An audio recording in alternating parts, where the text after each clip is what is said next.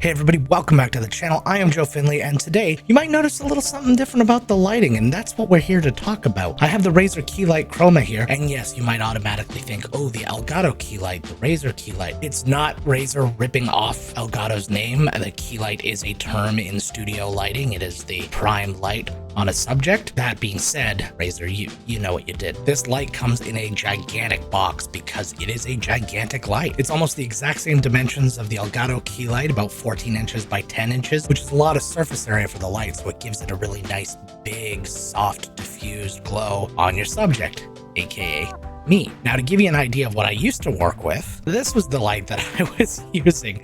Now, if you actually put 4 of these in an array, that would be about the size that we're looking at here. It's also important to note that it is actually the only light I'm currently using. I'm using a little something over here to deflect a little bit of shadow that was kind of coming under these chins. But the other light in my setup, which is over here, is actually turned off. But the big question is, what makes the Key Light Chroma so much different than the Elgato Key Light? Why would I get one over the other? Well, one big difference. The Razer Key Light Chroma actually does RGB lighting as well as just regular lighting. So right now, we're obviously on a white light. It's actually set to 7,000 Kelvin right now, but I can bring it all the way down to 2,900 Kelvin. So this is what that looks like, you know, for one of those moodier streams. And it can all be controlled in Razer Synapse, which is Razer's kind of catch-all software, or you can use the Razer streaming app on your phone to make these changes. First off, let's have a look at the Synapse software. Okay, so this is Razer Synapse right here. All other connected devices show up here if you have other Razer things plugged in, like your Razer Siren V2 Pro that we've done in a video before, or like the Razer Huntsman keyboard, which I also have, but I'm currently not using it because I'm reviewing another keyboard at the moment. But to control the device you want, all you need to do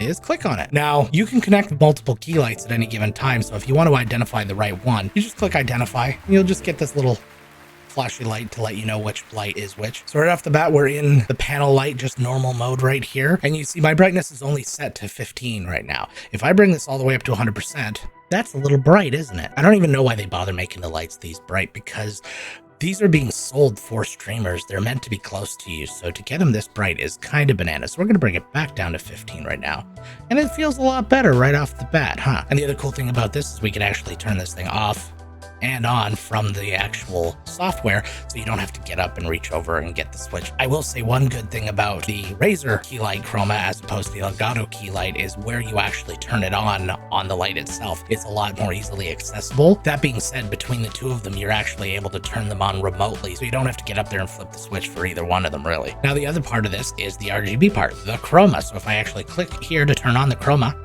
you can see that all of a sudden we have very bright light. So I'm going to bring that one down as well. We can change this color to whatever we want over here, and we can set up any effects that we want as well. So right now we have a static effect that's just red light. Now if I can change that over to like a purple light, it very gradually changes over. I need to kind of pump up this volume there. There we go. So now you can see it's giving me a nice purple light, and I can move it around. I can give myself a green light, and you can see how it gradually changes. In here on this drop down, you have all these different settings. So I can do a breathing setting and then go between 2 colors. So now it's going between the red and the green that I had already preset. So there's the green and there's the red.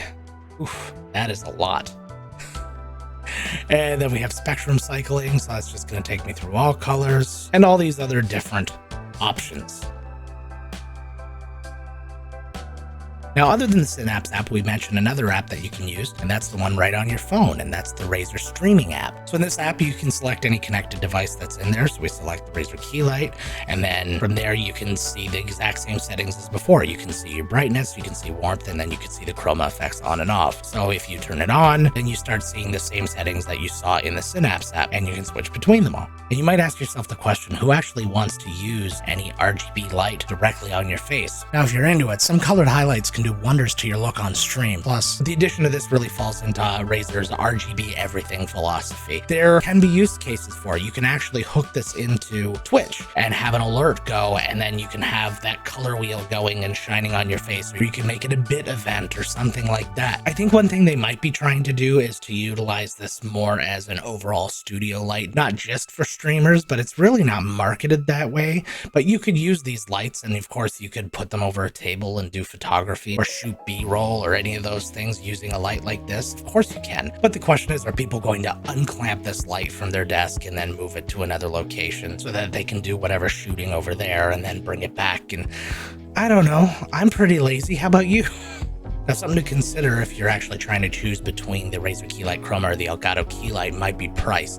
The Elgato Key Light is actually $100 less. It's $199.99 US. So those of you a little slow on the math, that makes the Razer Key Light Chroma $299.99. The question has to be, is the extra feature of the RGB worth it to you? And quite frankly, I personally say no. If it's worth it to you, go for it, because Elgato just doesn't offer that feature. But all comparisons aside, it is a beautiful light. It is well built. It is a good, solid device. It's lighting me well, which is kind of the whole point. I just have a real hard time with that price, given that the only additional feature is the RGB. You have the ability to connect it via the software, which is great, but you can also connect Elgato's via software. You can connect it directly to your Stream Deck and turn your lights on and off and dim them and do all those things with the push of a button. But let me know what you think about the light. How do you like the lighting on me right now personally? How did you like the RGB and the way it hooks up to the software? Let me know down in the comments. If you enjoyed this video, make sure that you hit the like and subscribe, hit the notification bell, all those awesome things that help me get seen in Mr. Algorithm. And if you ever want to come say hi, talk about the stuff that we do here, or watch me game, or do some design, any old thing that I do on stream, you can come see me at twitch.tv/MiscastJoe. Now, if you like the video that you saw here, here's another lighting video that I did recently. We're running out of time, gang, so let's get to work.